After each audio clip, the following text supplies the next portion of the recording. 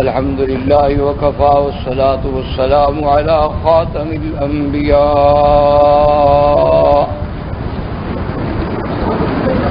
سيدنا وحبيبنا وشفيعنا محمد المصطفى وعلى آله المجتبى وأصحابه النجبى. اللهم صل على سيدنا محمد النبي الأمي الهاشمي وعلى آله وأصحابه نجوم الهدى. أما بعد فقد قال الله تبارك وتعالى في القرآن المجيد والفرقان الحميد. أعوذ بالله من الشيطان الرجيم. بسم الله الرحمن الرحيم.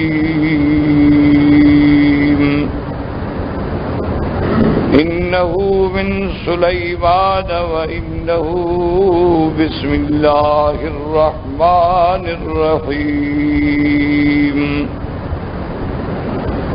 قال النبي صلى الله عليه وسلم كل أمر ذي بال لم يبدأ بسم الله فهو أبتر، أو كما قال رسول الله صلى الله عليه وسلم.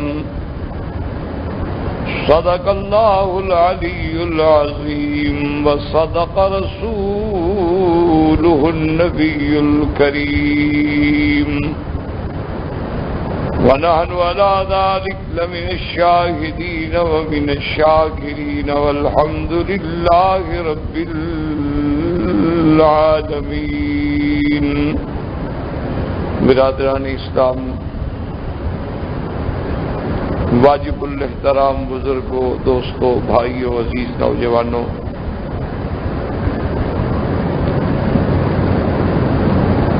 تفسیر سور قرآن مقدس کے ضمن میں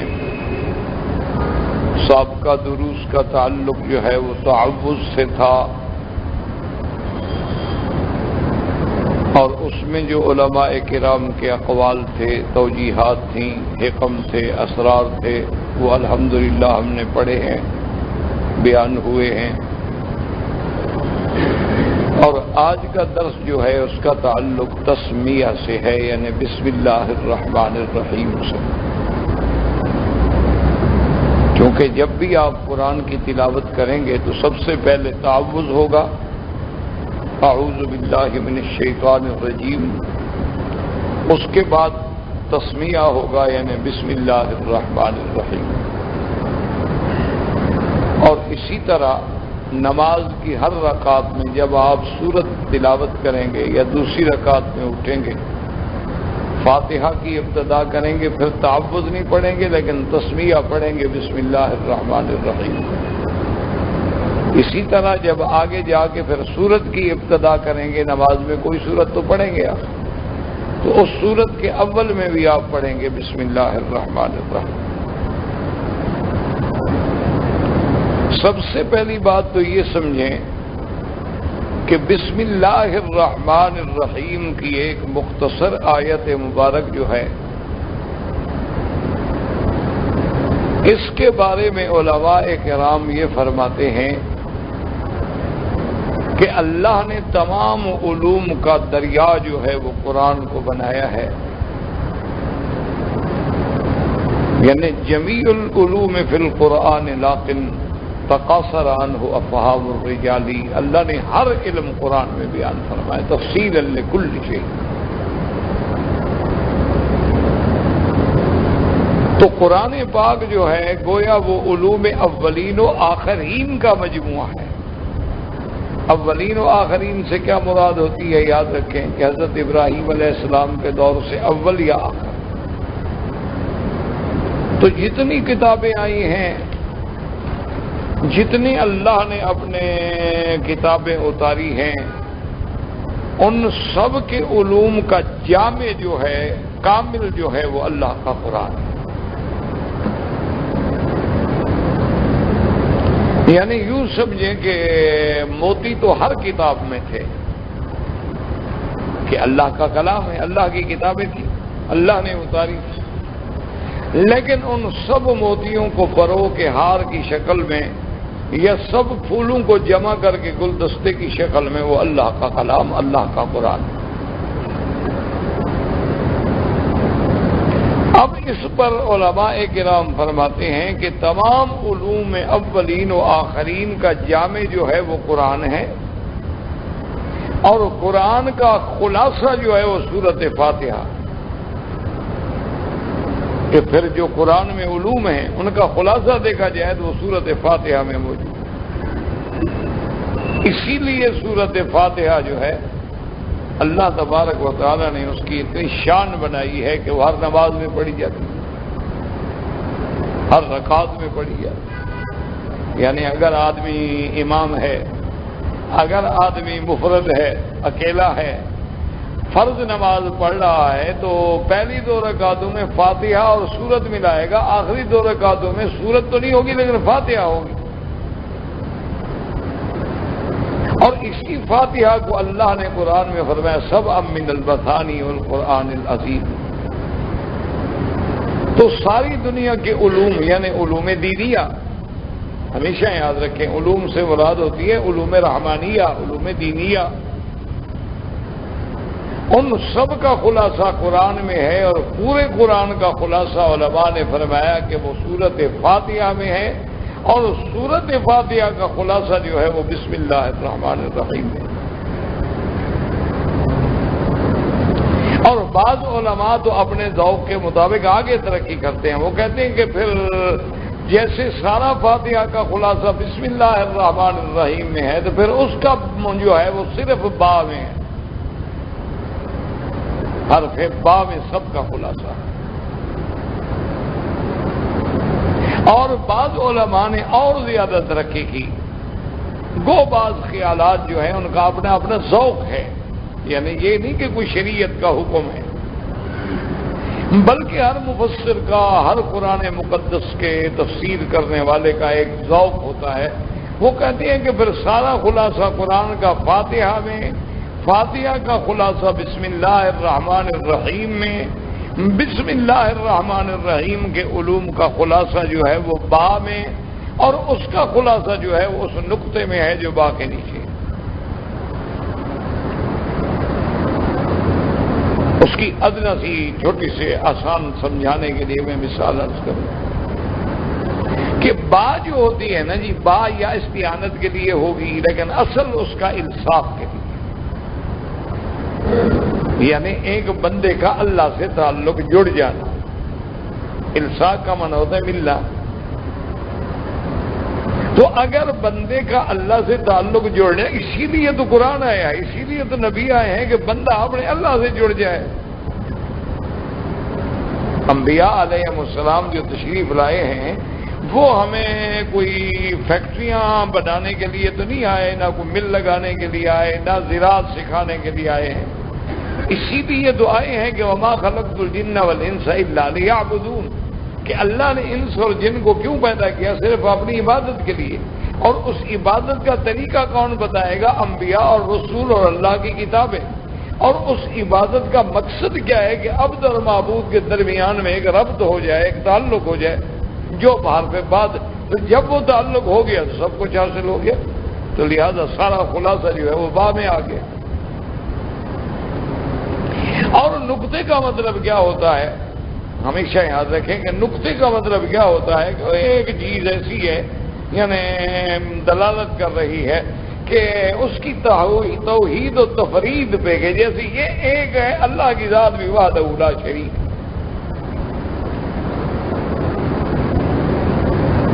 اچھا، خدا کی قدرت یہ ہے کہ یہ جو صفر ہے مثلا یا با نقطہ ہے، اس کے بارے میں بھی علماء نے اپنے ذوق کے مطابق بڑی عجیب باتیں لکھی ہیں کہ مثلا آپ ایسے لگا لیں صفر ہے، اگر اس کے ساتھ ایک لگا دیں تو 10 بن جائے گا، آگے صفریں بڑھاتے جائیں تو 100 بن جائے گا، 1000 بن جائے گا، لاکھ بن جائے گا، بڑھتا چلا جائے گا۔ لیکن یہی صفریں اگر ایک کے ادھر لگا دیں تو کچھ بھی نہیں بنے گا۔ یعنی اگر آپ دیکھیں نا کہ بس صفر دائیں ہیں، ایک ہے تو پھر تو 100 پڑھا جائے گا، 1000 پڑھا جائے گا، لیکن اگر پہلے آپ 001 لکھیں تو کیا پڑھا جائے گا؟ کچھ بھی نہیں۔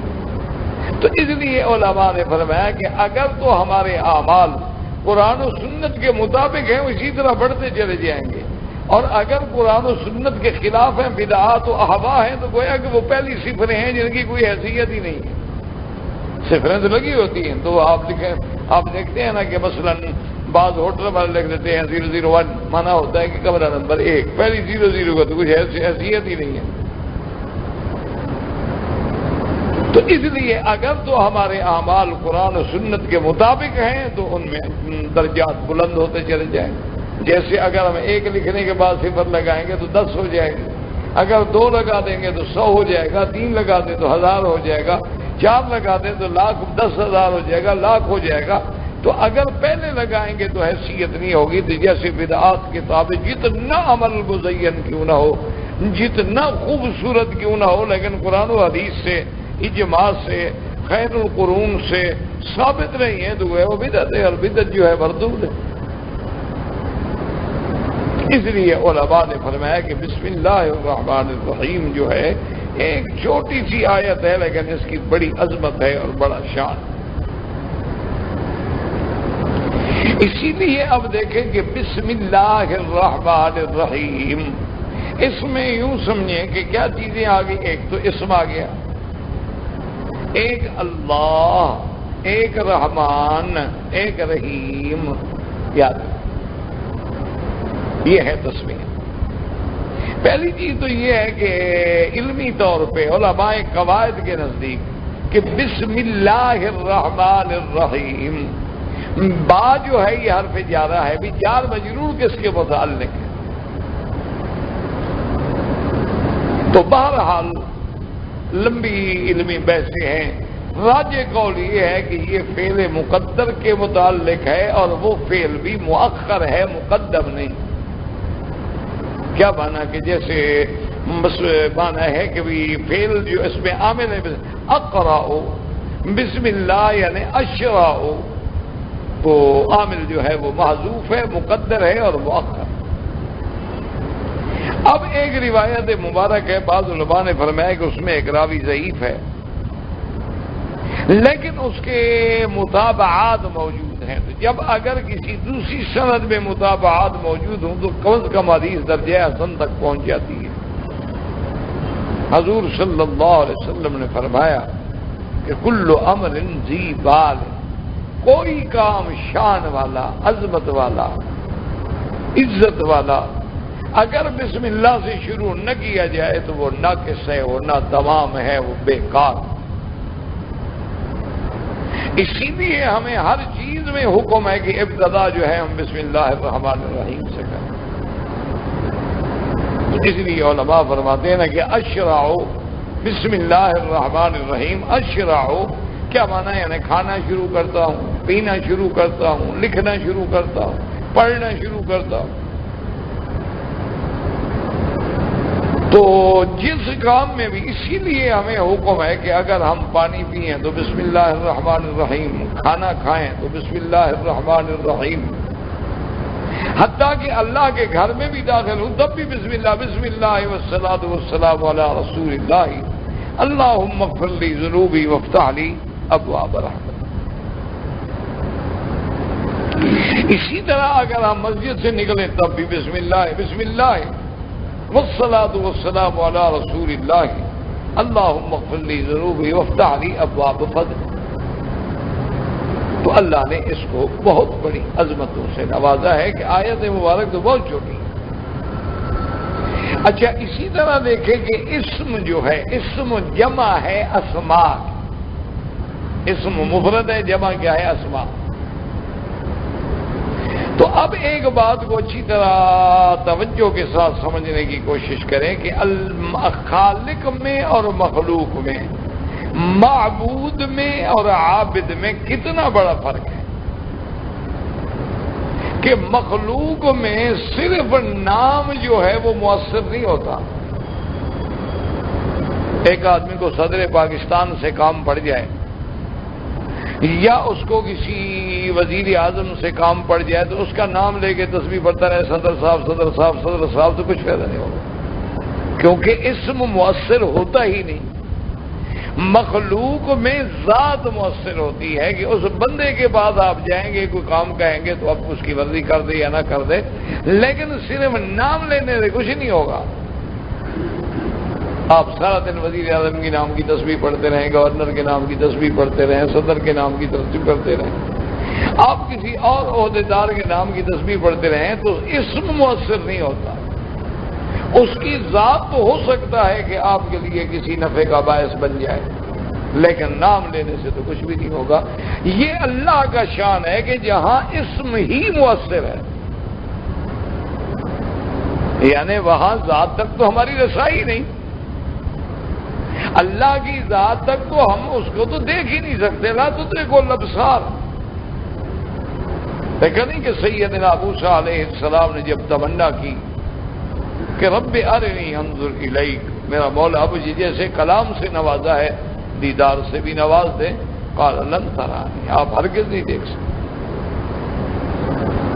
ولکن انظر الی الجبل، اس پہاڑ پہ نظر رکھو، اگر یہ پہاڑ میری تجلی برداشت کر سکتا ہے تو ہو سکتا ہے تم بھی دیکھ لو، مانا یہ ہے کہ نہیں کر سکتا، تم بھی نہیں دیکھ سکتے، ورنہ فیصلہ تو پہلے آ گیا کہ لن ترانی، آپ ہرگز نہیں دیکھ سکتے۔ فلما تجلی ربہ للجبل جعلہ دکا فخر موسیٰ صعقا، اللہ نے جب اس پہاڑ پہ تجلی ڈالی تو پہاڑ ریزہ ہو گیا، موسیٰ علیہ السلام بے ہوش ہو گئے۔ تو اس لیے اب آپ سمجھیں اللہ کی شان دیکھیں کہ وہاں اسم ہی مؤثر ہے، اس لیے قرآن کہتا ہے کہ للہ الاسماء الحسنی فادعوہ بہا، اللہ کے اسماء ہیں بڑی شان والے، بڑے عظمت والے، انہی کے ساتھ اللہ کو پکارو۔ تو وہاں اسم جو ہے اس کا پکارنا جو ہے، چونکہ ذات و صفات تک تو رسائی جو ہے وہ مشکل ہے، ممکن ہی نہیں ہم سے، لیکن اس کی اسماء مبارکہ کو پکارا جا سکتا ہے۔ اسی لیے حدیث مبارک میں آتا ہے کہ ان للہ 99 اسما، اللہ کے 99 نام ہیں، من احصاها وفی روایت من حفظها دخل الجنہ، جس نے ان کو پکڑا، جس نے یاد کیا وہ جنت میں جائے گا۔ اللہ کے 99 نام جو ہے وہ صحیح احادیث مبارک میں ہیں، لیکن علماء نے اللہ کے نام پہ کتابیں لکھی ہیں، اسماء اللہ پر کتابیں لکھی ہیں، جیسے الاسنا فی اسماء اللہ الحسنی، بعض علماء نے 1000 نام لکھا ہے، بعض نے 3000 نام لکھا ہے، اور بعض علماء تو کہتے ہیں کہ جیسے اللہ کے کلمات کی کوئی حد نہیں، اسی طرح کمالات کی بھی کوئی حد نہیں، اور اسماء کی بھی کوئی حد نہیں، کہ جیسے قرآن کہتا ہے کہ قُل لَوْ كَانَ الْبَحْرُ مِدَادًا لِكَلِمَاتِ رَبِّي لَنَّفِدَ الْبَحْرُ قَبْلَ أَن تَنفَدَ كَلِمَاتُ رَبِّي وَلَوْ جِئْنَا بِمِثْلِهِ مَدَدًا۔ اللہ تبارک و تعالیٰ فرماتی ہیں کہ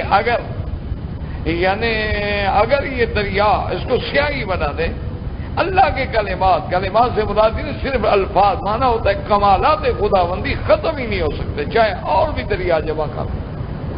اسی لیے علماء نے فرمایا کہ جیسے کلمات ربی کی کوئی حد نہیں، کمالات ربی کی کوئی حد نہیں، اسی طرح اسماء بھی اللہ کے بہت ہیں۔ ہاں صحیح حدیثوں سے ہمیں صرف 99 اسماء بھی نہیں۔ اور اسی طرح بعض علماء نے ایک اور بھی بات لکھی ہے، یعنی یہ مسئلہ تو نہیں ہے لیکن ذوق ہے اور سمجھانے کے لیے، انہوں نے کہا کہ یوں سمجھ لیں کہ جیسے دنیا میں مختلف محکمے ہوتے ہیں اور ان کے نام ہوتے ہیں، اسی طرح پوری کائنات کے اس نظام کو چلانے کے لیے جتنے دوائر ہیں، جتنے محکمے ہیں نا، ان کے نام جو ہیں اسماء ہیں۔ اب دیکھو نا، جیسے آپ کے ہاں آپ ڈاکٹر ہیں تو آپ وزارت صحت کے ماتحت کہ ہیلتھ منسٹری جو ہے وہ آپ کو کنٹرول کرے، پھر اس کے تابع اس میں کوئی شک نہیں کہ پھر ڈائریکٹر ہوگا، ڈپٹی ڈائریکٹر ہوگا اور عملہ ہوگا، ملازم ہوں گے، ان کے کام تقسیم ہوں گے، کسی کے ذمہ شہر کی ہسپتالیں ہوں گی، کسی کے ذمہ دیہات کی ہسپتالیں ہوں گی، کسی کے ذمہ بڑی بڑی ہسپتالیں ہوں گی، کسی کے ذمہ چھوٹی ڈسپنسریاں ہوں گی۔ تو انہوں نے اپنے نظام کو تقسیم کیا، انہوں نے کہا کہ اللہ کے نام جو ہے نا گویا یہ بھی ان محکموں کے نام ہیں۔ کیا معنی ہے؟ انہوں نے کہا بس رزق کا معاملہ ہے تو رزاق جو ہے ساری مخلوق کا رزق اسی کے تابع، اور پھر ان اسماء کے احکام کے مطابق چلنے کے لیے اللہ نے ملائکہ کی ڈپٹیاں رکھی ہیں، والمدبرات امرا، جو تدبیر امر کرتے ہیں اللہ کے حکم سے وہ ملائکہ ہیں۔ تو اب جتنے رزق کے مسائل ہیں گویا وہ رزاق کتاب، اس میں رزاق کتابیں ہیں کہ ان اللہ هو الرزاق ذو القوۃ المتین۔ اچھا اسی طرح آپ دیکھیں کہ بھئی جتنے رحمت کے شعبے ہیں وہ رحمان و رحیم کتابیں ہیں۔ اچھا مجرمین کو سزا دینے کا شعبہ ہے تو المنتقم، الجبار، القہار، العزیز، وہ اس کتابیں۔ تو اس لیے علماء نے فرمایا کہ اللہ نے اپنے نام میں بھی تاثیر، اسی لیے بعض علماء یہ کہتے ہیں کہ جیسے جیسے بندے کو کسی قسم کی مشکل آئے اسی مناسبت سے اللہ کا نام لے کے اللہ سے مانگنا شروع کر دے تو اللہ حل کر دیتے۔ کیا مانا؟ مثلا اس کا رزق میں کمی آ گئی تو یا رزاق یا رزاق یا رزاق، اللہ کا نام مانگ رہا۔ اچھا اس کے ساتھ کوئی گھر میں ناچاکیاں ہیں، جھگڑے ہیں، اختلاف ہیں، تو اب لطف و کرم جو ہے وہ لطیف میں ہے، یا لطیف یا لطیف یا لطیف۔ میاں بیوی ہے، تباغض ہو گیا، محبت نہیں رہی، یا اس کو نفرت ہے یا اس کو نفرت ہے، تو ہر اللہ کے اسماء ودود کے اندر جو مقام ہے تو یا ودود ہو یا ودود ہو پڑھ کے دعا مانگے تو سارے مسئلے حل ہو۔ تو اس لیے اللہ کے اسماء میں بھی ایک تاثیر ہے کہ للہ الاسماء الحسنی، اس لیے ہمیں حکم دیا گیا کہ جب بھی دعا مانگنی ہو توسل بالاسماء۔ اسی لیے علامہ آلوسی نے بھی لکھا ہے کہ دیکھو اللہ نے تو حکم دیا تھا ہمیں توسل بالاسماء کا، ہمیں اللہ نے توسل بالاموات کا تو حکم نہیں دیا تھا کہ ہم مردوں کو جا کے وسیلہ بنا لیں، یہ تو اللہ نے ہمیں کہیں حکم نہیں دیا۔ تو اسی لیے علماء کہتے ہیں کہ توسل کس چیز سے ہوگا؟ یا تو توسل ہوگا اعمال صالحہ سے، اچھی طرح بات کو سمجھ لیں کہ اعمال صالحہ سے توسل جو ہے وہ بھی حدیث میں ثابت ہے کہ 3 آدمی تھے، اتفاق سے صحیح حدیث میں روایت موجود ہے، بارش شدید آ گئی، آندھی طوفان چل پڑا، وہ ایک غار کے اندر گھس گئے اپنے آپ کو بچانے کے۔ اللہ کی شان یہ ہے کہ جب وہ غار میں گھسے تو ہوا اتنی تیز چل رہی تھی کہ ایک بہت بڑی چٹان جو گری تو اس نے غار کا دروازہ بند کر دیا۔ اب جناب انہوں نے کہا بھی عجیب بات ہے، ہم تو جان بچانے کے لیے بھاگے تھے کہ طوفان سے اور بارش سے بچ جائیں، اب اور مسئلہ حل ہو گیا کہ اتنا بڑی تودا اور اتنا بڑا پہاڑ کا ایک چٹان آگے آ گئی، ہماری طاقت نہیں کہ ہم اس کو ہٹا سکیں۔ تو مانا یہ ہے کہ اب اندر ہوا سے مر جائے، کب تک آدمی بغیر پانی کے بغیر خوراک کے زندہ رہے گا؟ تو اب جب بہت زیادہ پریشان ہوئے تو انہوں نے کہا کہ بھائی بات سنو، اب حل تو ہے، ایک ہی حل ہے کہ اللہ اپنی قدرت کے ساتھ ہمیں اس قید خانے سے نکال دے۔ تو ایسا کرو کہ اگر زندگی میں کوئی اچھا عمل کیا ہے نا اس کو یاد کرو، اور ہر آدمی اپنے اس عمل صالح کے تابع دعا مانگے۔ تو ان میں سے ایک آدمی نے کہا کہ یا اللہ تو جانتا ہے، میرے دل کی کیفیات بھی تیرے سامنے ہیں، احوال بھی تیرے سامنے ہیں، افعال بھی تیرے سامنے ہیں کہ میں نے اپنی زندگی میں ایک لڑکی تھی جس سے مجھے محبت تھی، عشق تھا، اور میں اس پر اس قدر فدا ہو چکا تھا کہ اس کے بغیر میری زندگی گزارنی مشکل ہو گئی، میں اس کو حاصل کرنا چاہتا تھا لیکن وہ لڑکی بالکل میرے قریب نہیں آتی۔ میں نے جتنے ہیلے آزما سکتا تھا آزما لیے لیکن اس لڑکی نے توجہ نہیں کی۔ بعض باکردار لڑکیاں ہوتی ہیں الحمدللہ، تو کہتے کہتا ہے کہ کچھ عرصہ گزرنے کے بعد جب میں مایوس ہو گیا، لیکن اس کا محبت میرے دل سے نہیں نکلی تھی. میں چاہتا تھا کہ میری ساری جائیداد اگر لگ جائے لیکن اس لڑکی کو میں حاصل کروں، جو کہ عشق ہے. تو عشق تو ہوتا ہی ایسا ہے نا، پھر اس میں کوئی عقل شکل کا کام تو ہوتا نہیں. اسی لیے تو بعض لوگ کہتے ہیں نا کہ عشق میں 3 لفظ ہیں نا، عین شین قاف.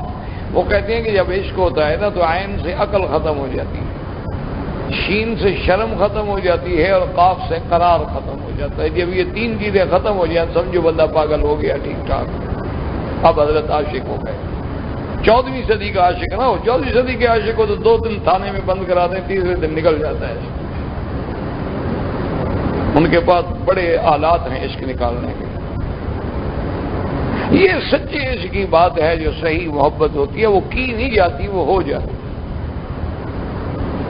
تو اس نے کہا کہ جناب میں بڑا پریشان تھا. ایک دن میں بیٹھا ہوا تھا کہ وہی لڑکی جس کے لیے میں سرگردان تھا وہ میرے پاس آ گئی، اور اس نے کہا کہ دیکھو بات سنو، تم جانتے ہو کہ تم نے مجھے حاصل کرنے کے لیے کتنا پاپڑ بیلے ہیں، لیکن میں نے انکار کیا. آج میں اتنا مجبور ہوں کہ میری ماں اس وقت مر رہی ہے، بستر مرگ پہ ہے، اور مجھے اس وقت پیسوں کی ضرورت ہے. اتنا پیسے مجھے دے دے اور تیرا جو بھی تمنا ہو میں پورا کرنے کے لیے اب تیار ہوں، میں مجبور ہوں. میرے تو دل کی مراد برائی. اس نے کہا مجھے اتنے پیسوں کی ضرورت ہے، مجھے مثلاً 500 دے دو.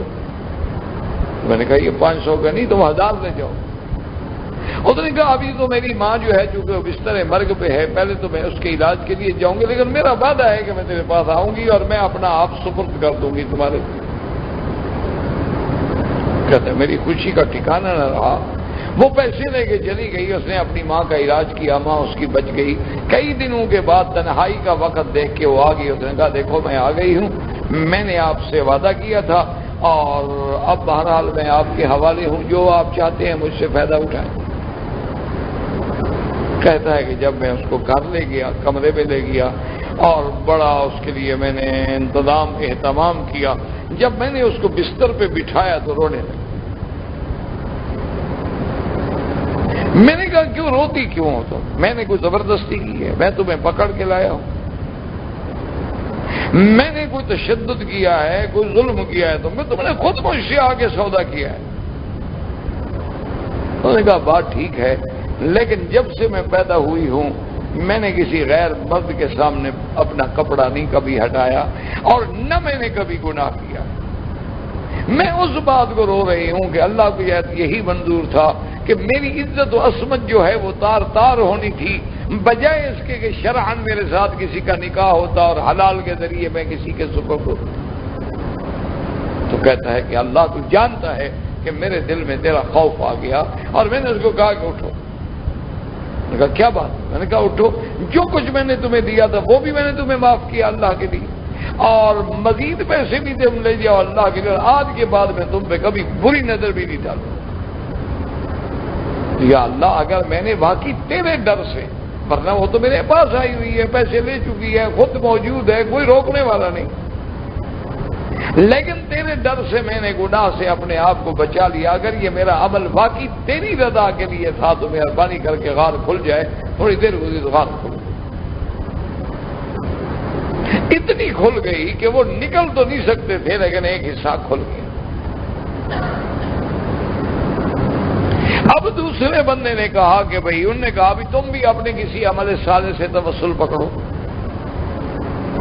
تو اس نے کہا کہ یا اللہ تو جانتا ہے کہ میں روزانہ شام کو جب اپنا مال مویشی لے کے گھر آتا تھا تو ان کا دودھ نکالتا تھا، پھر دودھ کو صاف کرتا تھا، پھر دودھ کو گرم کرتا تھا، تیار کرتا تھا، اور والد اور والدہ کو جب تک میں رات کو دودھ نہیں پلا دیتا تھا، نہ میں بچوں کو دیتا تھا، نہ بیوی کو دیتا، نہ خود پیتا، نہ میں سوتا تھا. کہ سب سے پہلے والدین کا حق ہے جنہوں نے ہمیں پالا ہے، پوسا ہے، اٹھایا ہے. چھوٹے سے آدمی یعنی کپاس کی طرح کا ایک گوتھنا سا ہوتا ہے، اس وقت سے ماں باپ سنبھالنا شروع کرتے ہیں،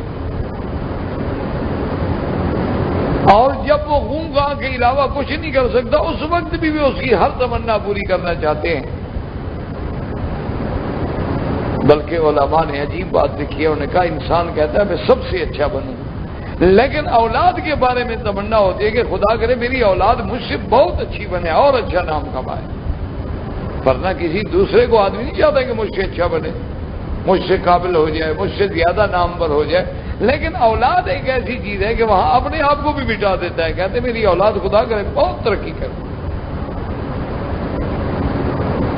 تو اس نے کہا کہ میرا اللہ آپ جانتے ہیں کہ میری عادت تھی رضا والدین کے لیے کہ میں اپنے بچوں کو بھی دودھ نہیں دیتا تھا، خود بھی نہیں پیتا تھا جب تک میرے والدین پی لیں اور سو جائیں۔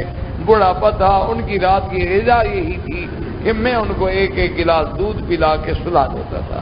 کہنے لگا کہ ایک دن مجھے دیر ہو گئی، میں گلاس لے کے آیا اور دیکھا تو دونوں سو گئے ہیں، نیند آ گئی ہے، تو میں کھڑا ہو گیا کہ نیند کھلے ان کو پہلے دودھ پلا لوں تو باقی کام کروں، لیکن کھڑے کھڑے ساری رات گزر گئی۔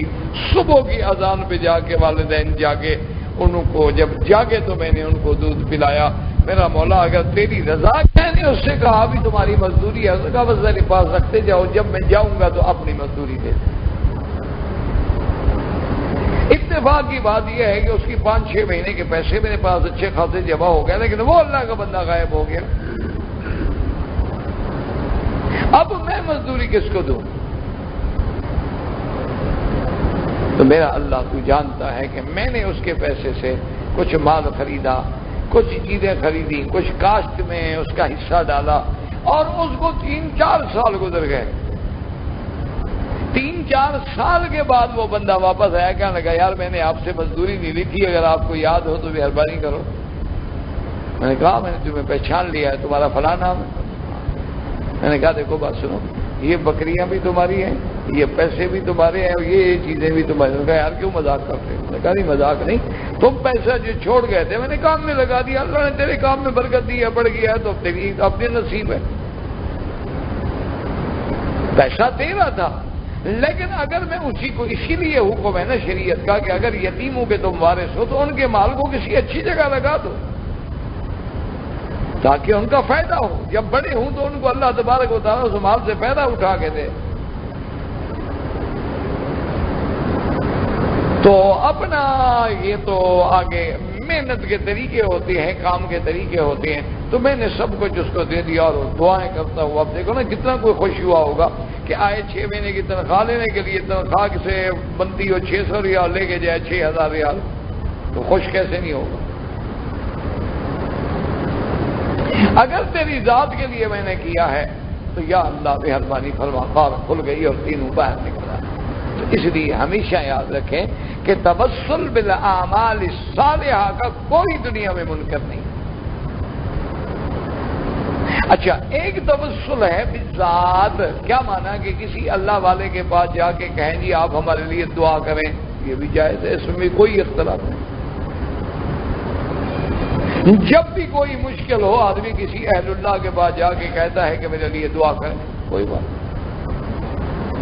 جیسا کہ زمانے امیر المومنین حضرت عمر رضی اللہ تعالیٰ عنہ میں قحط پڑ گیا مدینہ منورہ میں، تو حضرت سیدنا عمر حضور کے چچا حضرت عباس کو لے گئے استسقاء کے لیے، اور ساتھ یہ الفاظ کہے کہ یا اللہ جب تک سرکار دو عالم دنیا میں تھے تو ہم آپ کو کہتے تھے اور حضور دعا فرماتے تھے، بارشیں آ جاتی تھیں، اب ہم حضرت عباس کو لائے ہیں، حضرت عباس ام رسول اللہ ہیں، ان کی دعا سے ہم پر رحم کر۔ تو یہ ہوتا ہے توسل بالذات، اس میں بھی کوئی جھگڑا نہیں، کسی قسم کا اختلاف نہیں۔ ایک یہ ہوتا ہے کہ آدمی کے فوت ہو جانے کے بعد کسی کا وسیلہ پکڑنا، اس کے اندر علماء نے منع فرمایا۔ وہ کہتے ہیں کہ اس سے آدمی جو ہے پھر کبھی ان کو مستقل بالذات مؤثر سمجھ لیتا ہے تو شرک کے وادیوں میں کھو جاتا ہے۔ اگر ان کو مستقل بالذات مؤثر نہ بھی مانتا ہو تب بھی معصیت کر رہا ہے کہ بلا وجہ ایک ایسا عمل کر رہا ہے جس کا اللہ نے حکم نہیں دیا۔ اسی طرح تبسل بالاسماء جو ہے اس میں بھی کوئی اختلاف نہیں کہ جب اللہ سے مانگنا ہو اس کے نام سے مانگو، یا رحمان، یا رحیم، یا جواد، یا کریم، یا ارحم الراحمین، یا اکرم الاکرمین، یا اجود الاجودین، یا حی یا قیوم، یا ذا الجلال والاکرام، جیسے حضرت ابی الدرداء لوگوں کو دیکھتے تو کہتے تھے الجو بے یا ذا الجلال والاکرام، خدا کے بندو یا ذا الجلال والاکرام کہہ کے اللہ سے مانگو۔ اسی طرح جیسے حضور صلی اللہ علیہ وسلم نے فرمایا کہ اللہ کے اسماء حسنہ میں سے ایک ایسا اسم اعظم ہے کہ الذی اذا دعی بہ استجاب، کہ جس سے مانگا جائے تو دعا ضرور قبول ہوتی ہے۔ اور اس کے بعد آپ نے فرمایا کہ وہ کیا ہے؟ لا الہ الا انت سبحانک انی کنت من الظالمین، صحیح حدیث مبارک۔ اس لیے علماء فرماتے ہیں کہ سب سے پہلے بسم اللہ الرحمن الرحیم میں اسم آیا، کیونکہ اسم یہ اللہ کا ہے، یہاں مسمى کے بجائے اسم میں بھی تاثیر، اور جیسے جیسے اللہ کے اسماء ہیں اسی طرح کی تاثیر اللہ نے ان میں رکھ دی۔ لیکن شرط یہ ہے کہ کوئی اخلاص سے اللہ کے نام لے کے مانگنے والا۔ اب یہ ہے کہ آپ سارے نام لیتے جائیں لیکن آپ کے دل سے آواز نہیں نکل رہی ہے، تو ان قلب لاہن یعنی قلب غافل سے مانگ رہے ہو تو اس سے تو نہ مانگنا بہتر ہے۔ بعض علماء نے فرمایا کہ اس کی چھوٹی سی مثال سمجھ لو کہ مثال کے طور پر مجھے ڈاکٹر صاحب کے پاس ایک کام، میں آؤں ان کے پاس کہ جی مجھے آنکھ دکھانی ہے، دوائی لینی ہے۔ اب ڈاکٹر صاحب میرے پاس بیٹھے ہیں، انہوں نے کہا جی یہاں تشریف رکھو، تو میں منہ ادھر کر لوں اور ڈاکٹر صاحب سے دوائی مانگنی شروع کر دوں تو کیسے ڈاکٹر صاحب کیا کریں گے؟ اگر ہمت والا ہوگا تو اللہ کی رحمت سے اسی وقت دو تھپڑ لگا کے نکال دے گا، بہت ڈھیلا ڈھالا بھی ہوگا تو کہے گا حضرت تشریف لے جائیں، آپ منہ ادھر کیے ہوئے ہیں اور آنکھیں مجھے دکھانی ہیں، کیا کر رہے ہیں آپ، کیوں میرا وقت ضائع کر رہے ہیں؟ تو آدمی خدا سے مانگ رہا ہو اور دل بتوں میں اٹکا ہوا ہو تو خدا سے کیا امید رکھتا ہے؟ کہ مانگ تو میں اللہ سے رہا ہوں لیکن دل میرا ساتھ ہی نہیں دے رہا۔ جو زمین بسجدہ کردم تو زمین ندا برآمد، کہ مرا خراب کر دی تو بسجدہ ریائی، کہ جب میں زمین پہ سجدہ کرتا ہوں تو زمین چیختی ہے کہ اے بندے مجھے کیوں خراب کر رہا ہے؟ لوگوں کو دکھانے کے لیے سجدہ کر رہے ہیں، اب ریا کے لیے لمبے لمبے سجدے کر رہے ہو، لوگ سمجھیں کہ ماشاءاللہ جناب یہ پہنچا ہوا بزرگ ہے، دیکھو 2 گھنٹے میں 2 رکعت پڑھی ہے اور گھر جائیں تو فرض بھی نہیں پڑتے۔ تو اس لیے ہمیشہ یاد رکھیں کہ اسماء حسنہ جو ہیں ان میں عجیب تاثیر، حتیٰ کہ آپ دیکھیں گے بسم اللہ الذی لا یضر مع اسمہ شیء فی الارض ولا فی السماء وہو السمیع العلیم، اس میں بھی وہی اسم ہے بسم اللہ الذی۔ اس کے پڑھنے سے کوئی چیز جو ہے وہ آپ کو نقصان نہیں دے گی، جیسے کہ حضرت خالد بن الولید رضی اللہ تعالی عنہ کے بارے میں آتا ہے کہ جب جنگ روم ہو گئی، اللہ نے مسلمانوں کو فتح دی، روم فتح ہو گیا، کسرا فتح ہو گیا، تو روم کے کچھ لوگ جو تھے، کچھ جرنیل جو تھے وہ قیدی بھی ہو گئے۔ اس دور میں اب صحابہ کے پاس بھی تو کوئی محلات نہیں تھے نا، تو خیمے میں حضرت خالد بن الولید رضی اللہ تعالی عنہ نے یہ دیکھا کہ بھی وہ بھی اپنے وقت کا جنرل ہے، جرنیل ہے، قید ہو گیا تو کیا ہو گیا، تو ان کو اپنے خیمے میں رکھا۔ تو ایک دن آپ فارغ بیٹھے تھے تو اس نے جنرل، رومی جنرل نے کہا کہ حضرت خالد سے کہ خالد بات سنو، ٹھیک ہے کہ ہم متحارب قوتیں ہیں، آپ ہمارے دشمن، ہم آپ کے دشمن ہیں، ہم نے جنگیں لڑی ہیں، آپ کو فتح ہو گئی، اور اس جنگوں میں ہوتا رہتا ہے، فتح شکست ہوتی، جیسے کہ میرے آقا نے بھی فرمایا کہ الحرب سجال بیننا، کہ جنگ جو ہے وہ تو ڈول ہے، کبھی اس نے کھینچ لیا کبھی ہم نے کھینچ لیا۔ تو اس نے کہا بات یہ ہے کہ تم نے جنگ جیت لی ہے، لیکن تمہاری بہادری، تمہاری شجاعت، تمہاری ٹیکنیک، تمہارا طریقہ کار، تمہارا انداز جو ہے وہ مجھے بہت پسند آیا ہے، میں دشمن ہوں تمہارا لیکن بہادر دشمن کی قدر کرنے والا. میں تمہیں ایک مشورہ دیتا ہوں کہ روم فتح ہو گیا. اب روم کے لوگ تمہارے پاس قیدی ہیں، تمہارے غلام ہیں، تمہارے عبد ہیں. یہ لوگ تمہاری خدمت پہ مامور ہوں گے. تو یہ ہمارے لوگ جو ہیں ان کے پاس ایک خاص قسم کی زہر ہوتی ہے، اور وہ زہر اتنی بدبخت ہے کہ آج تک اس کے ذائقے کا فیصلہ کوئی نہیں کر سکا کہ ذائقہ کیا ہے. چکھا نہ ابھی تک پتہ کریں کہ ذائقہ کیا. وہ تو مر گیا تو پتہ ہے کون ذائقہ کیا ہے. تو ان کے بعد یہ زہر ہوتی ہے، اور وہ دشمن کے کھانے میں، پانی میں، کسی چیز میں بھی ڈال دے، بس زبان کو لگنے کی دیر ہے، بندہ نہیں بچتا. تو کبھی بھی ان کے ہاتھ سے کھانا نہیں کھانا. تم ایک بہادر جرنیل ہو، میں تمہیں مشورہ دینا چاہتا ہوں. تو حضرت خالد مسکرائے، فرمایا وہ زہر تمہارے پاس بھی ہے؟ اس نے کہا میرے پاس بھی ہے.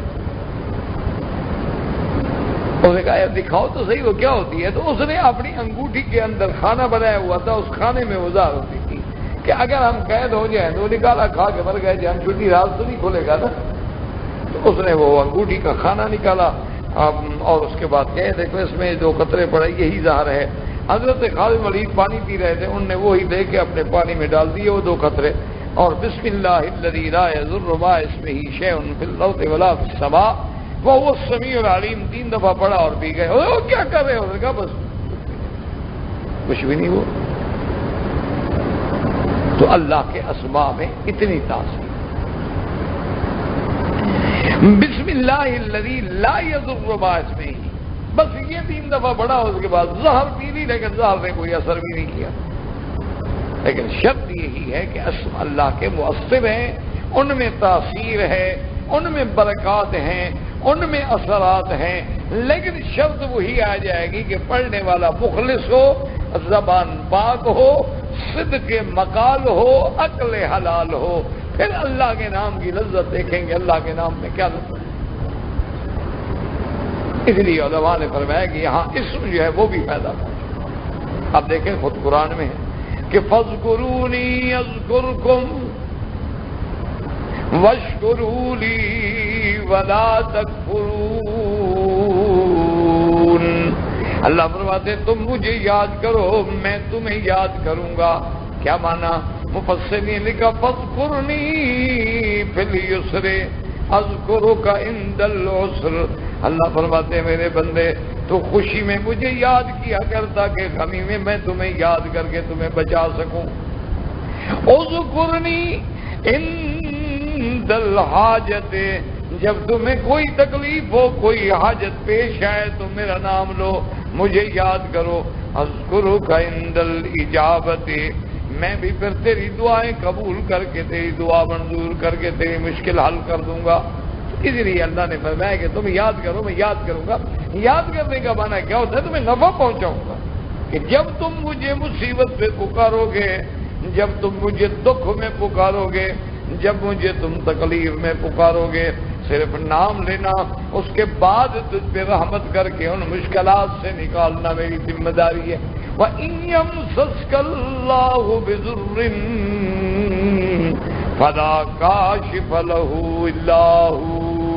اسی طرح حضور پاک نے دیکھا ایک صحابی دعا مانگ رہے ہیں اور کہتے ہیں اللہم انت الاحد الصمد الذی لم یلد ولم یولد ولم یکن له کفوا احد. اور اس کے بعد دعا مانگی. حضور پاک نے فرمایا اس نے ایسے نام کے ساتھ دعا مانگی ہے کہ اس کی دعا منظور ہو گئی. کیوں؟ اللہ کی صفات آ گئی، اسماء.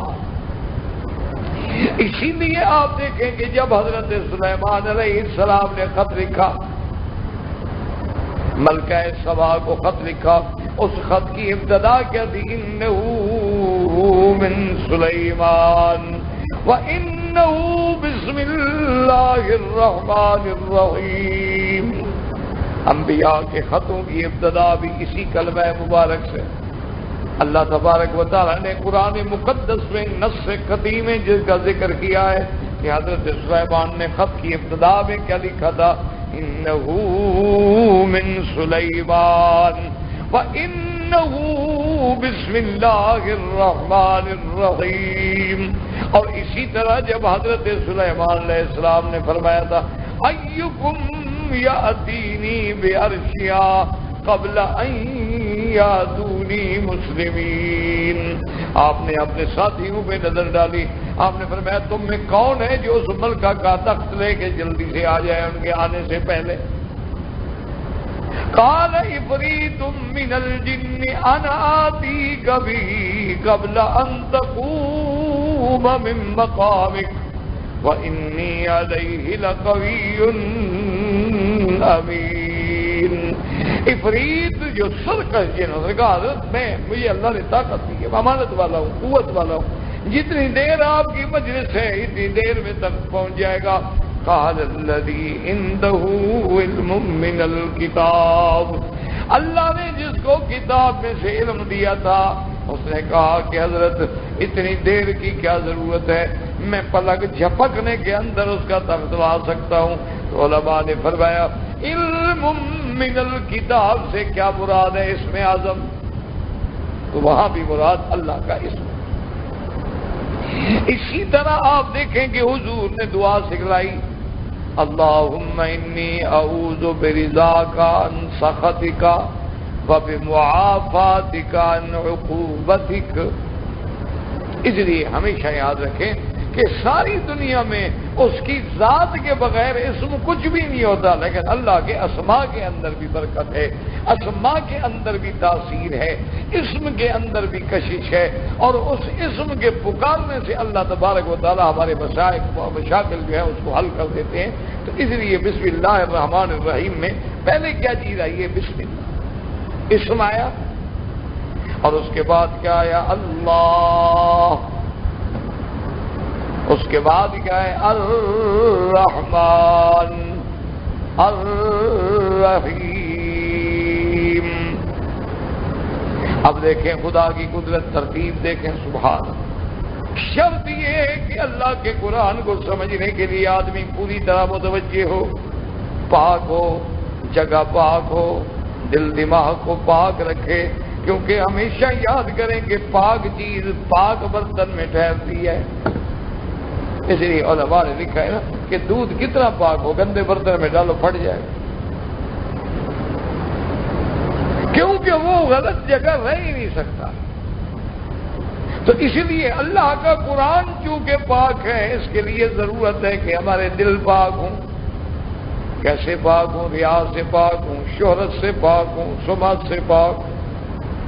اسی لیے بعض علماء نے تو یہاں تک لکھا ہے کہ جس کو اللہ اپنے قرآن کا علم دے یا نبی کی حدیث کا علم دے، اور وہ کسی بڑے آدمی کو اپنے آپ سے بڑا سمجھے، تو اس نے اللہ کے قرآن کی توہین کی ہے۔ تو بھی بڑا ہوتا تو میں اس کے دل میں نہ رکھ دیتا اپنا قرآن، میں نے جو تیرے دل میں اپنے قرآن کا علم رکھا ہے تو ہی بڑا ہے نا۔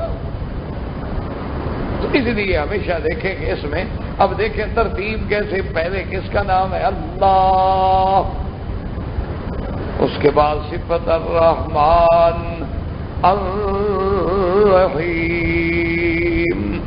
اب دیکھیں کہ جب کچھ بھی نہیں تھا تو کون تھا؟ اللہ هو الاول والآخر هو الظاہر والباطن وهو بكل شيء علیم۔ جب کچھ نہیں تھا، کوئی کائنات، کوئی چیز نہیں، اللہ کی ذات، اور پھر جب کچھ بھی نہیں ہوگا تو صرف اس کی ذات ہوگی۔ کل من علیہا فان ویبقى وجہ ربک ذی الجلال والاکرام۔ تو اس لیے علماء نے فرمایا کہ سب سے پہلے جب کچھ بھی نہیں تھا، اس لیے کہتے ہیں هو الاول، کیا معنی؟ الذی لیس قبلہ شیء، وهو الآخر الذی لیس بعدہ شیء، وهو الظاہر الذی لیس فوقہ شیء، وهو الباطن الذی لیس دونہ شیء۔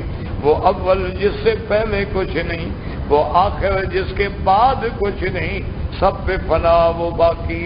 واللہ الحی القیوم، وہ باقی دائم جس پہ کبھی پناہ نہیں آئے گی وہ صرف اللہ کی ذات ہے۔ تو اب اس میں دیکھیں، اب غور کریں بسم اللہ میں، بسم اللہ الرحمن الرحیم، سب سے پہلے اللہ، چونکہ جب کچھ نہیں تھا کون تھا؟ اللہ۔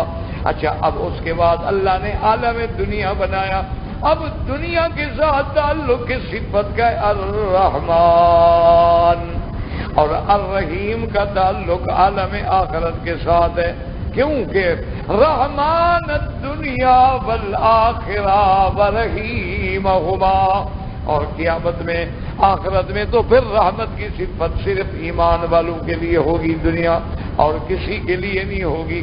تو اسی ترتیب سے سب سے اول اللہ، اس لیے نام بھی پہلے اللہ، پھر دنیا، نام صفت رحمان، اس کے بعد پھر آخرت آئے گی تو صفت رحیم کا ذکر آیا۔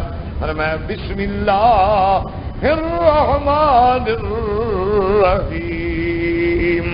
اب دیکھیں، اب بعض علماء کہتے ہیں رحمان رحیم کیا ہے؟ بعض علماء کہتے ہیں کہ یہ صفت مشبہ ہے،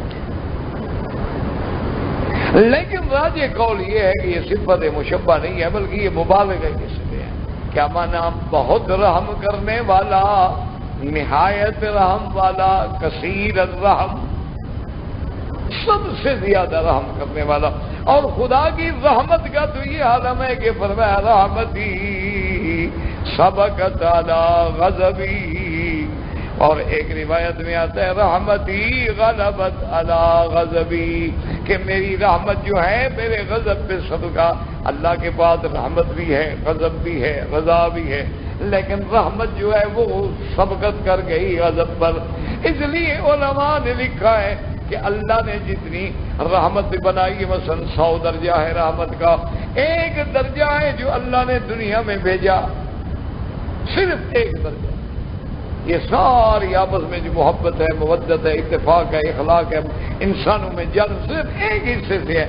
قیامت والے دن اللہ اس 99 کو ملا کے پوری رحمت کا اظہار فرمائیں گے، اس لیے صفت رحمت۔ اور اسی طرح دیکھیں کہ جہاں جلال کی ضرورت تھی وہاں بھی اللہ نے اپنی صفت رحمان کا ذکر کیا، فرمایا الرحمن علی العرش استوى۔ حالانکہ چاہیے تو یہ تھا کہ یہاں فرما دیا العزیز الجبار المتکبر القہار، لیکن چونکہ رحمت کی صفت غالب ہے اس لیے فرمایا الرحمن علی العرش استوى۔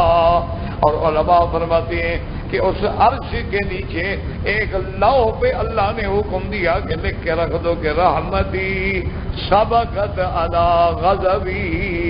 اللہ نے اس کو بھی عرش کے نیچے رکھا، اور پھر عرش کے نیچے دریا، وہ بھی علامت رحمت ہے۔ اس لیے فرماتی ہیں کہ اللہ تبارک و تعالیٰ کی رحمت چاہے تشریعیات میں ہو یا تکوینیات میں ہو، ہر جگہ اللہ کی رحمت غالب ہوتی ہے۔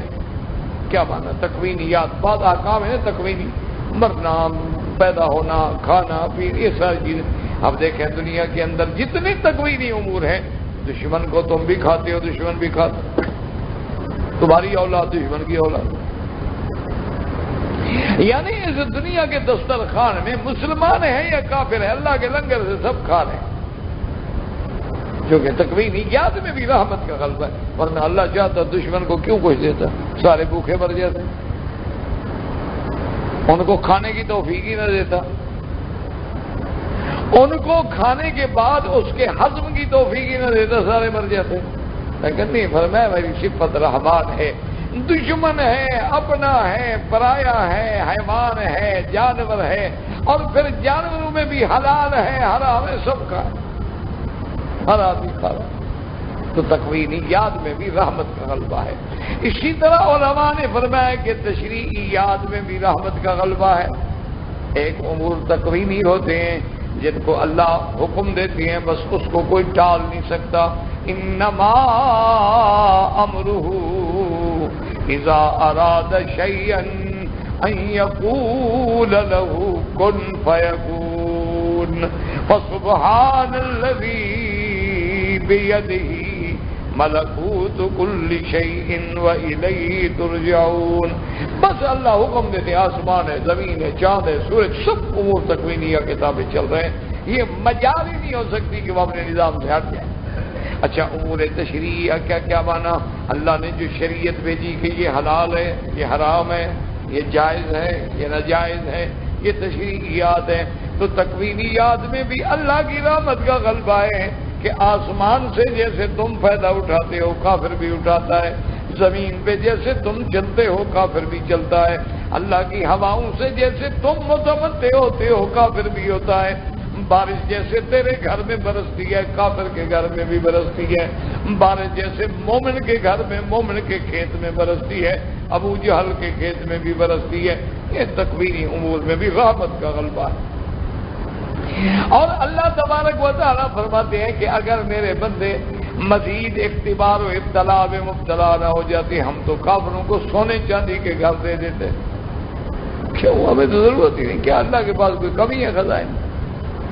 اچھا، تشریعیات میں رحمت کا غلبہ کیسے ہے؟ علماء نے لکھا کہ دیکھو 100 سال تک آدمی کفر کرے، 100 سال تک آدمی زنا کرے، شراب پیے، گناہ کرے، لیکن سچے دل سے توبہ کر لی یا کلمہ پڑھ کے مسلمان ہو گیا، اسلام میں داخل ہو گیا، سارے گناہ کا معاف کر دیا. الاسلام تہدم ما کان قبل.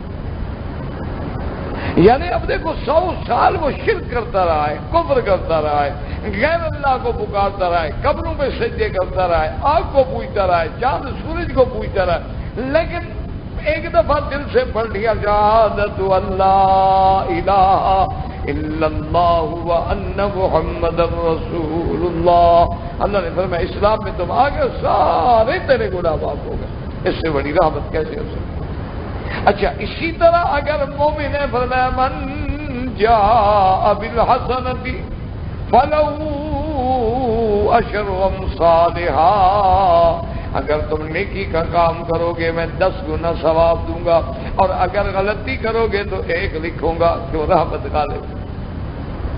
رحمت جو ہے وہ غالب ہے اللہ کے غضب پہ کہ غلطی کرو وہ تو 1 لکھیں گے، لیکن نیکی کرنی ہے تو وہ ہم 10 لکھیں گے.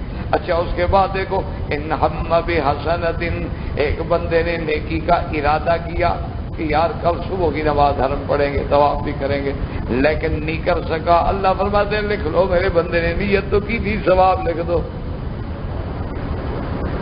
وہ اللہ میاں فرشتے کہتے اللہ میاں کو تو کیا ہی نہیں، وہ تو ساتھ کی مسجد میں نماز پڑھ کے جا کے سو گیا.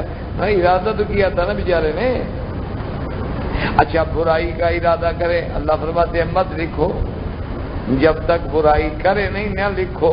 اچھا، برائی کا ارادہ کیا، پھر کہنے لگا یار گناہ ہے، چھوڑ دیا. اللہ کہتے ہیں نیکی لکھ دو، پھر بھی میرے ڈر سے اس نے چھوڑ دی. تو یہ بھی تو نیکی ہے نا، میرے ڈر سے ڈر گیا تو چھوڑ دیا. تو یہ کی وجہ کیا ہے کہ رحمت غالب. اچھا، کبھی تمہارے ایک عمل کو 700 ضعف 700 گنا بڑھا دیتے ہیں، کبھی مسجد الحرام میں 1,00,000 گنا بڑھا دیتے ہیں. وجہ کیا ہے کہ رحمت غالب ہے. اس لیے فرماتے ہیں بسم اللہ الرحمن الرحیم. اب جب پڑھو تو غور کرنا کہ اس میں ذاتی اور جلال جو ہے وہ ایک ہے، اور صفات رحمت جو ہیں وہ 2 کا ذکر کیا ہے. اللہ جلال ہے، الرحمن الرحیم یہ جمال ہے. تو اس میں 2 نام لائے، وہاں ایک جلال والا 1 لائے، اور جمال والے 2 نام متکرر لائے، اور صیغے بھی مبالغے کے لائے تاکہ دلالت ہو سکے کہ رحمتی سبقت علی غضبی. کہ میرے بندے آ تو صحیح، شروع تو کر، میرے نام سے تعلق تو جوڑ. میں جو کیوں رحمان جو ہوں، اللہ میاں میں تو بڑا گندا ہوں، پر میں تو گندا ہے لیکن میں تو رحمان ہوں. اللہ میاں میں تو بڑا گناہگار ہوں، میں تو ابھی گناہوں سے نکل گیا. فرمایا تو گناہگار ہے، کچھ ہے میں رحیم ہوں.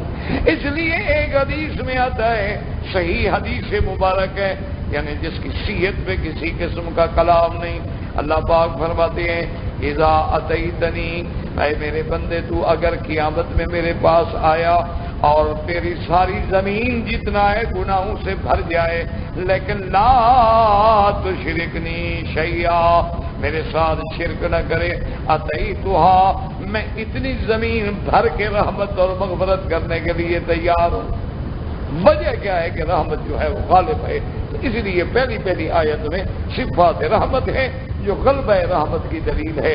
تو اس لیے ہم پڑھتے ہیں بسم اللہ الرحمن الرحیم، تو اس میں جتنا خلاصہ قرآن کا ہے وہ فاتحہ میں ہے، فاتحہ کا خلاصہ بسم اللہ میں ہے، بسم اللہ کا خلاصہ با میں ہے، اور اس کا خلاصہ جو ہے نقطہ توحید میں ہے۔ اللہ پاک آپ کو بھی اور مجھے بھی سمجھنے کی سمجھانے کی توفیق دے۔ وما علینا الا البلاغ وآخر دعوانا ان الحمدللہ رب العالمین۔ کہتے ہیں جی کہ میرا ایک دوست ہے، وہ کہتا ہے کہ حضور کی حدیثیں سنانا بیکار ہے چونکہ وہ پرانی باتیں ہیں، میں تمہیں نئی باتیں سناتا ہوں۔ اس کا معنی ہے کہ اس کا والد بھی پرانے دور کا آدمی، وہ بیکار، دادا اس سے زیادہ بیکار، دادی اس سے زیادہ بیکار، ایسے آدمی کو مستشفیٰ شہار میں جو ہیں بتائے ایک علاج۔ اس کا علاج ایک ہے کہ اس کو ریکمینڈ کریں مستشفیٰ شہار کے لیے کہ اس کو پرانی چیزوں سے نفرت ہے، اس کا باپ پرانا ہو گیا، کہیں اس کو معلوم دیکھ باپ تو پرانا ہے نا، بیٹے سے تو پرانا ہے نا، بیٹا نہیں آیا نا۔